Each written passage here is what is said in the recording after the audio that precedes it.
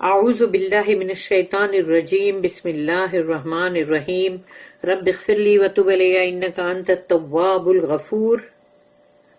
سورہ مریم آیت نمبر 38، 39، 40 تین آیت ہے، اور 40 جو آیت ہے اس کے اوپر مطلب قصہ ختم ہوتا ہے یہاں پورا، یہ بیوی مریم سلام علیہا والا، عیسیٰ علیہ السلام والا، اور اس کے بعد ہمارا سیکنڈ رکوع بھی ختم ہوتا ہے وہیں پر، سیکشن نمبر 2۔ تو 40 آیت کے اوپر ہمارا دوسرا رکوع ختم ہوگا۔ 41 نمبر کی جو آیت ہے وہاں سے تیسرا سیکشن یعنی تیسرا رکوع سٹارٹ ہوگا، اور وہاں سے ٹاپک بھی بدل جائے گا، ابراہیم علیہ السلام کا ٹاپک سٹارٹ ہوگا۔ تو ابھی ہم پڑھنے جا رہے ہیں 38، 39، 40۔ تو اب 38 آیت نمبر 38، اسمع بہم و ابصر یوم یأتوننا لیکن الظالمون الیوم فی ضلال مبین۔ رب اشرح لی صدری ویسر لی امری واحلل عقدۃ من لسانی یفقہوا قولی، اللہم ارنا الحق حقا وارزقنا اتباعہ وارنا الباطل باطلا وارزقنا اجتنابہ، آمین یا رب العالمین۔ اب اس آیت کے اندر اللہ نے کہا کہ اسمع بہم و ابصر، یعنی یہ سب جو ان لوگوں کے فرقے بن گئے تھے اور پھر ایک دوسرے کے ساتھ وہ لوگ اختلاف کر رہے تھے عیسیٰ علیہ السلام کو لے کر، کوئی ان کو بہت زیادہ گرا رہا ہے اور مطلب ولد الزنا بول کے، اور کوئی جو ہے وہ اللہ کے برابر لا کے کھڑا کر رہا ہے کہ وہ اللہ ہے یا اللہ کا بیٹا ہے۔ تو اب اللہ جو ہے ان کو، ان ایسے کافروں کو جو اللہ نے بول دیا تھا کہ اب تم کو مشہد یوم عظیم جو ہے، یعنی وہاں پر اب تم کو گواہی کے لیے وہ جو بہت بڑا دن ہے، قیامت کے دن کے جو نام ہے نا وہ بہت سارے اللہ نے رکھا ہے۔ اب دیکھو ہم نے یہاں پر پڑھا یوم عظیم، اور آگے ابھی ہم اور بھی پڑھتے جائیں گے، ہم قرآن میں آتے ہی جائیں گے قیامت کے دن کے لیے جو نام ہے۔ تو یہاں پر اب ابا نے کہا، سوری میں کیا بول رہی ہوں، اللہ نے کہا کہ اسمع بہم و ابصر، یعنی کیا ہی اچھا اب وہ سن رہے ہیں، کیونکہ سننا ہمیشہ پہلے آتا ہے نا، اسمع بہم و ابصر، تو کیا ہی اچھا وہ سن رہے ہیں اور کیا ہی اچھا وہ دیکھ رہے ہیں۔ کیونکہ کیسے؟ کیونکہ اب وہ قیامت کا دن ہے، یعنی وہ ججمنٹ کے سامنے، سیٹ کے سامنے کھڑے ہیں، اور اب ان کو سب کچھ بہت اچھا دکھائی دے رہا ہے۔ دنیا میں نہیں دکھائی دے رہا تھا ویسے، اس لیے کہ دنیا کے اندر ان کے اپنی سوچ، اپنی اکڑ اور اپنا مطلب جو ان کا جی چاہے وہ کرنا ہے، تو ان کو نہیں دنیا کے اندر ان کو کچھ بھی نہیں دکھ رہا تھا اتنا۔ اب لیکن بہت اچھا صاف دکھ رہا ہے ایک دم برابر، کیونکہ آ گئے نا وہاں۔ اسمع بہم و ابصر یوم یأتوننا، کہ اس دن جب ہمارے سامنے یہ پیش کیے جائیں گے، وہ دن ہے قیامت کا۔ اس قیامت کے دن جب یہ ہمارے سامنے لائے جائیں گے، پیش کیے جائیں گے، اس دن ان کو سب کچھ صاف صاف دکھے گا بھی، سنے گا بھی اور دکھے گا بھی۔ دیکھ لو، کیونکہ اب کوئی پردے حجاب نہیں ہے، اب سب کچھ ایسا۔ لیکن الظالمون، لیکن ظالم لوگ جو ہیں یعنی کہ گنہگار، رانگ ڈوئرس، الیوم، ابھی کا جو دنیا کا دن ہے، مطلب آج کا دن جو ہے، یعنی کہ مطلب آج کا دن یعنی آج کا دن نہیں ہے وہ، مطلب اس دنیا کے اندر کے جو بھی دن ہے ان دنوں کے لیے اللہ کہہ رہا ہے لیکن الظالمون الیوم فی ضلال مبین۔ تو یہ جو ابھی دنیا کے دن ہے اس میں تو وہ لوگ بہت ہی ضلال مبین، کھلی ایک دم کھلی گمراہی کے اندر، غلطیوں کے اندر، گناہ کے اندر پڑے ہوئے۔ اللہ نے ان کو ظالمون کہا ہے نا، ظالمون یعنی unjust۔ How plainly will they see and hear the day that they will appear before us? But the unjust today are in error manifest۔ آج کا یہ جو دن ہے، یہ دنوں میں ان کو کچھ بھی نہیں دکھ رہا ہے، وہ بڑے اپنی مرضی سے جو ان کو کرنا ہے وہ کر رہے ہیں، اور کوئی بھی ان کو روک تھام نہیں ہے، کچھ نہیں ہے، لیکن وہ دن بھی تو جلدی آنے ہی والا ہے نا قیامت کا، تو پتہ چل جائے گا، پھر کتنا صاف دکھے گا، کتنا صاف سنیں گے، اور پھر اللہ سے بولیں گے معاف کر دے اللہ، ہم کو نہیں معلوم تھا، لیکن نہیں، ختم، ابھی وہ ہو گیا. مطلب جو ہوتا ہے نا، جو ہال میں تب داخل ہوتے ہیں نا ہم ایگزامز کے لیے، اس کے بعد جب بولتے ہیں نا کہ اسٹاپ رائٹنگ اور ختم، اب تمہارے پیپر لے لیے گئے، ختم، اب وہ ختم ہو گیا. دنیا کے اندر وہ تھا، اب تو ریزلٹ کی بات ہے. آیت نمبر 39 وَأَنذِرْهُمْ يَوْمَ الْحَسْرَةِ إِذْ قُضِيَ الْأَمْرُ وَهُمْ فِي غَفْلَةٍ وَهُمْ لَا يُؤْمِنُونَ. اللہ کہہ رہا ہے رسول اللہ صلی اللہ علیہ وسلم سے، وَأَنذِرْهُمْ، ان کو ڈراؤ، ان کو دھمکاؤ، ان کو وارننگ دو. انذر، انذار کرنے کا مطلب ہے وارننگ دینا، خبردار. وَأَنذِرْهُمْ، خبردار کرو ان کو، یوم الحسرت.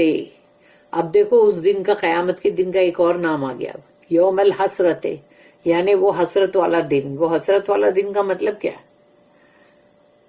ڈسٹریس،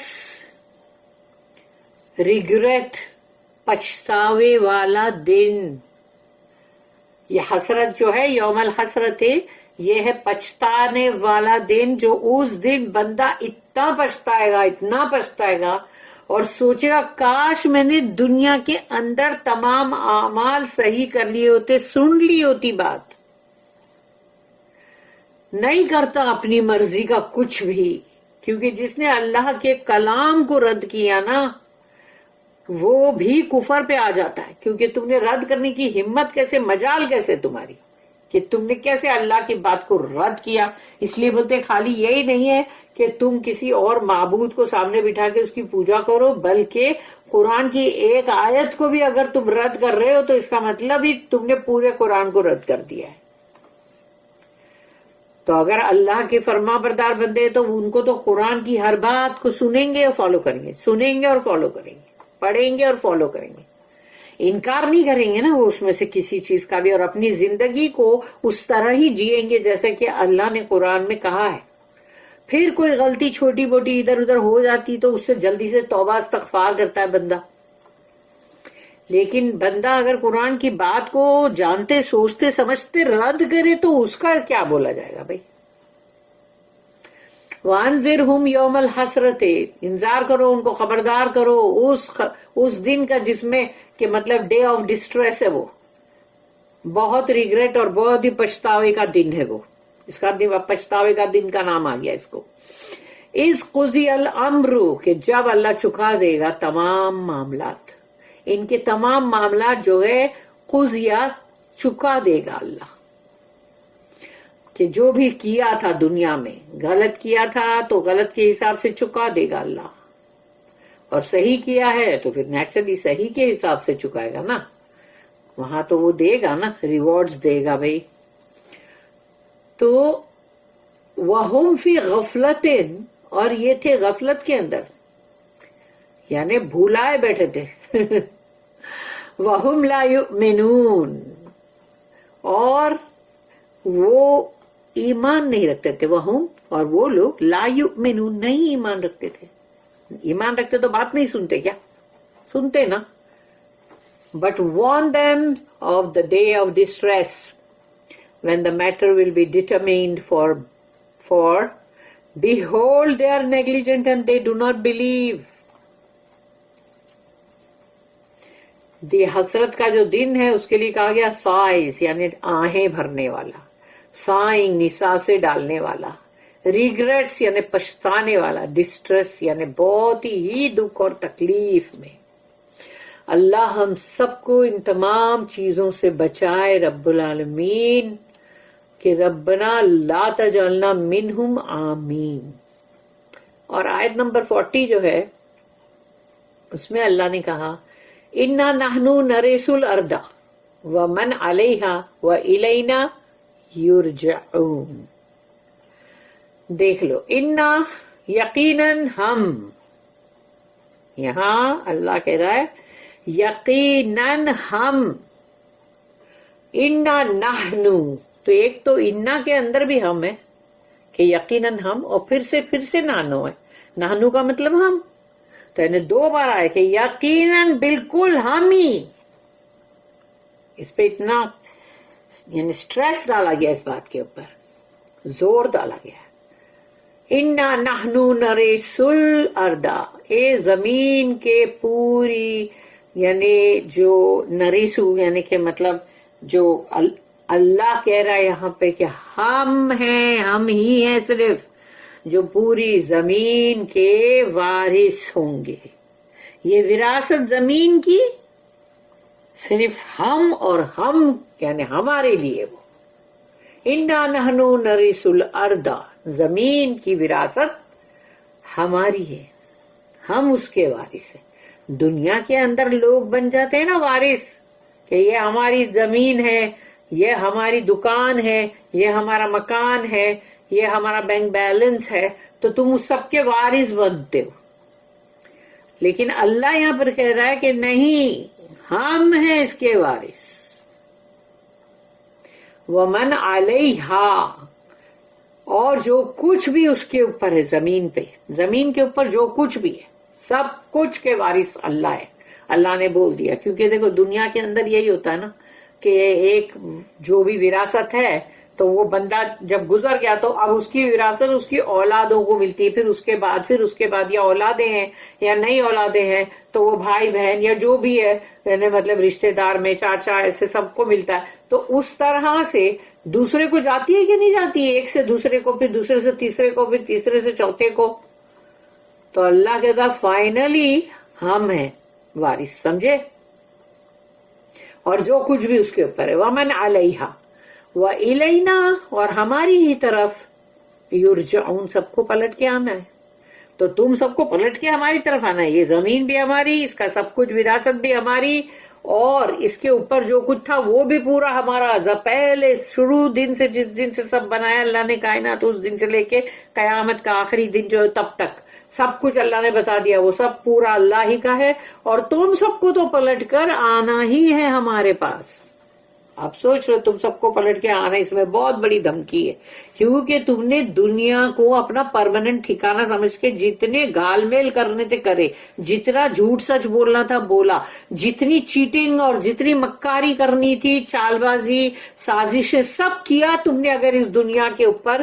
تو اب اللہ کہہ رہا ہے اب تم پلٹ کے میرے پاس ہی آنے والے ہو نا. اب یہ سب تمہارا رہا بھی نہیں، یہ ختم ہو گیا. اب تم میرے پاس آؤ گے، اب میں بتاؤں گا تمہیں وہ جو ڈے آف ڈسٹریس جو ہے، وہ حسرت والا دن تو کیسا ہوگا. جو گنہگار ہیں اس دنیا کے اندر، جنہوں نے گناہ ہی کرنا اپنا اصل سمجھا، قرآن کی بات کو اصل نہیں سمجھا بھائی.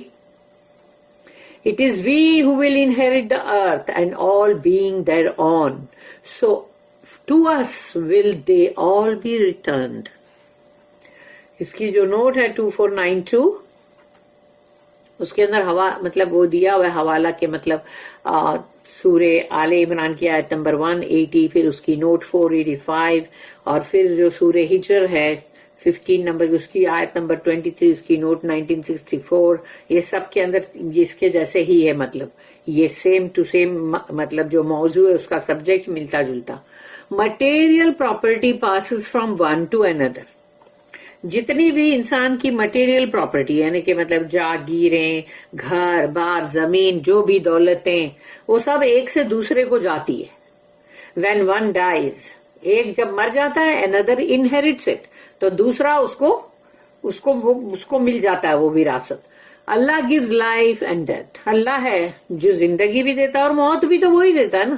And all that survives after physical death، تو یہ فزیکل موت جب ہو جائے گی اس دنیا کی اندر سب کی، تو جو کچھ بھی ہے جو سروائیو کیا، جو چیز بھی تو وہ گوز بیک ٹو اللہ، وہ اللہ کے پاس ہی جائے گی. The original source of all things. اصلی سورس کون ہے، فاؤنٹن ہیڈ کون ہے ان تمام دنیا کی ہر چیز کے لیے، انسانوں کے لیے بھی اور تمام چیزوں کے لیے، ہر جاگیر، ہر پراپرٹی، ہر چیز کے لیے ہے کون اوریجنل سورس؟ اللہ. تو اسی کا سب کچھ ہے تو اسی کے پاس جائے گا، ختم. نہ میں نہ تم، کوئی بھی نہیں رہنے والا اس کا وارث. وارث اصلی آخری اللہ ہی ہے. اب ہم پڑھیں گے تفسیر ابن کثیر میں انشاءاللہ.